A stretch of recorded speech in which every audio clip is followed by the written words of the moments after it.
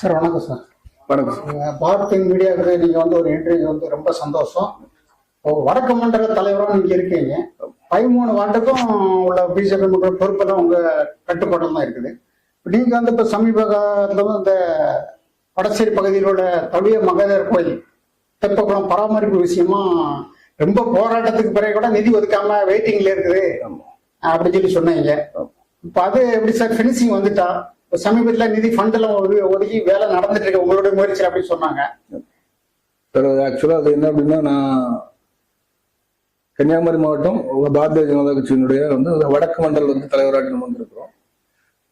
Plus நான் ஒரு corporation மெம்பர்னா நம்ம வந்து கார்பரேஷன் மூலியமாட்டு ஸ்டார்டிங்ல ஒரு 7.5 லட்சம் ரூபா நம்ம வந்து இதுக்கு நம்ம வந்து ஒதுக்கணும்.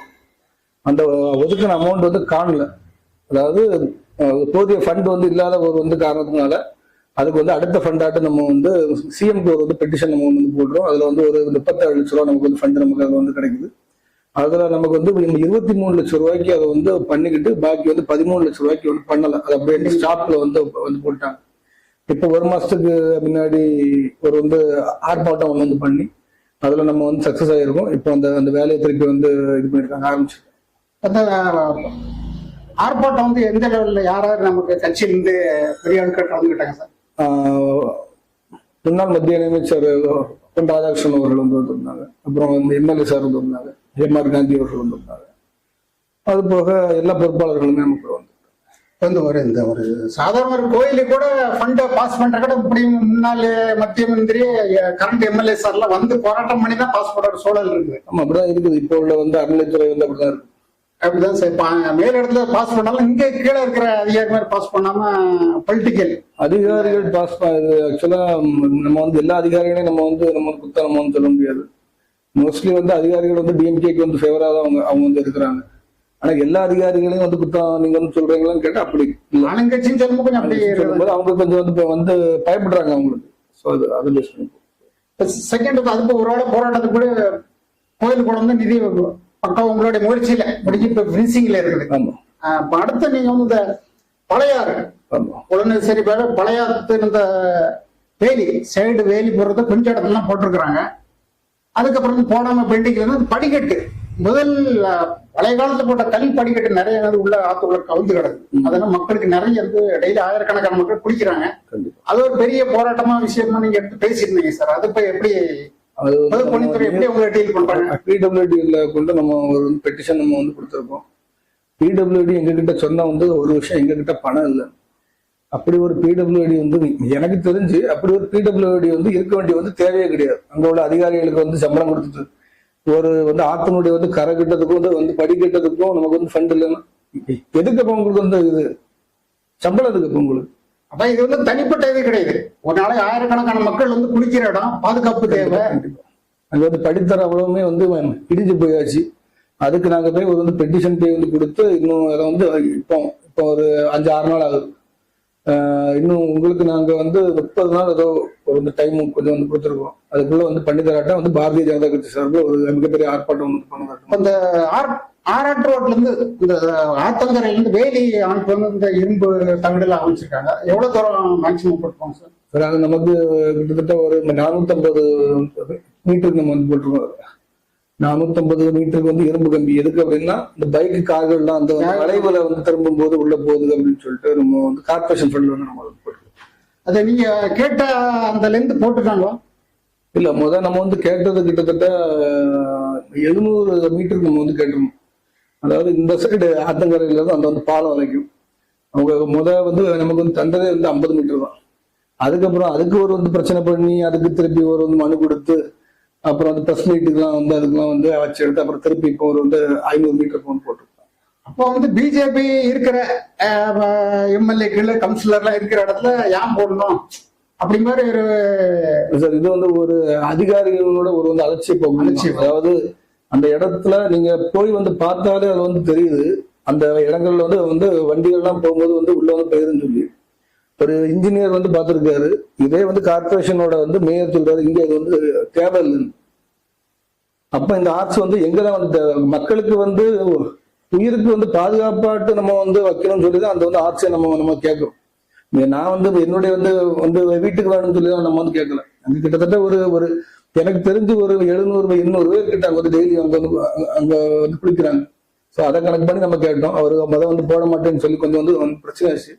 அதுக்கப்புறமாட்டும் இப்போ 2வது வந்து திருப்பி போட்டோம். அந்த படிக்கட்டு ப்ராப்ளம் வந்து குளிக்கிறதுனால ஒரு டெய்லி ஒரு 1000 பேர் 500 பேர் வந்து குளிக்கிறாங்க. படிக்கட்டு ரொம்ப இம்பார்ட்டன்ட். அந்த டிராவலிங்கே நிறைய பேர் பார்த்தா 2 வீலர் கார் லாரிக்கிற ஒரு டைம் அந்த ஆர்ஆர் ரோட்ல இருந்து அங்க ஒழுங்கு பாலம் வரைக்கும் போகுது. அந்த வேலி அமைப்பு வந்து லாஸ்ட் வரை கண்டிப்பா வேணும். இந்த படிக்கட்டு கல் படிக்கட்டு விழுந்து இப்போ உதாரணமா ஒரு எத்தனை வருஷம் ஆத்துக்குள்ள கவுந்து விழுந்து அது விழுந்து ஒரு 8 வருஷம் 8 வருஷம் இருக்கும். அதனால கடந்த ஆட்சியில் 2011 இருந்த கவுன்சிலர் பெருசா வந்து அதை எடுத்துக்கணும். அப்பெல்லாம் இல்ல இந்த சம்பவம் இல்ல. ஒரு 7-8 வருஷம் அப்பவுமே இந்த சம்பவங்கள் அப்பவுமே வந்து படிக்கட்டு என்ன பிரச்சனைனா வந்து மாநகராட்சிக்கும் அதாவது எங்களை மேற்பட்ட ஒரு கார்பரேட் வந்து கவுன்சிலர்ஸுக்கும் அதுக்கும் வந்து ஒரு லிங்க் வந்து இருக்காது. எங்களால வந்து போராட தான் முடியும். அதுக்கும் சொல்லி வந்து செப்பரேட் ஃபண்ட் எங்களுக்கு வந்து கார்பரேஷன்ல வந்து கொடுக்க மாட்டாங்க. ஏன்னா வந்து கார்பரேஷன் வேற பிடபிள்யூடி வேற. ஸோ அது வந்து பப்ளிக்கு வந்து அது வந்து புரியாது. அவங்க என்ன சொல்றாங்க, இவங்க ஒரு கவுன்சிலரா இருக்காங்க, இது கூட வந்து பண்ணல அப்படின்பாங்க. அது கொஞ்சம் சார் நான் என்ன சொல்றேன்னா 2011 இந்த சம்பவம் இல்ல. 7-8 வருஷம் ஒரு 10 வருஷம் வச்சுக்கோங்க. அப்ப 2015 பிறகு நமக்கு வந்து உள்ளாட்சி தேர்தல் நடக்கல. அப்ப இந்த கவுன்சிலர் போராட யாரும் இல்ல. இப்ப நீங்க இருந்தாலும் அதை எடுத்து முயற்சி. 2014 இந்த சம்பவம் இல்ல. அப்ப 15 பிறகு நடந்த சம்பவம். அப்ப நீங்க இருந்து இந்த இடத்துல செய்யணும். மக்களுக்கு ஒரு நல்ல விஷயம், உங்களுக்கு பேர் கிடைக்கணும், அப்படி போராடி பாஸ் பண்ணிற சூழல்ல நீங்க இருக்கிறீங்க. இப்ப அது வந்து அந்த வேலியில லாஸ்ட் வரைக்கும் தடுப்பு வேலி போட்டுட்டாங்களா? ஆமா போட்டாச்சு. லாஸ்ட் வரைக்கும் கிட்டத்தட்ட ஒரு நம்ம கேட்டிருந்தது வந்து ஒரு 640 மீட்டர் நம்ம கேட்டிருந்தோம். அது இப்போ 430 மீட்டர் வந்து போட்டிருக்காங்க. இப்போ இல்ல சமீபத்துல நான் அந்த லைன்ல போகும்போது ஒரு பாதி கொஞ்சம் இடம் போட்டிருந்தாங்க. அதுக்கப்புறம் எனக்கு தெரியல போகல. ஒரு 80% அந்த மாதிரி போட்டுருக்காங்க. கேட்டாலும் போடல.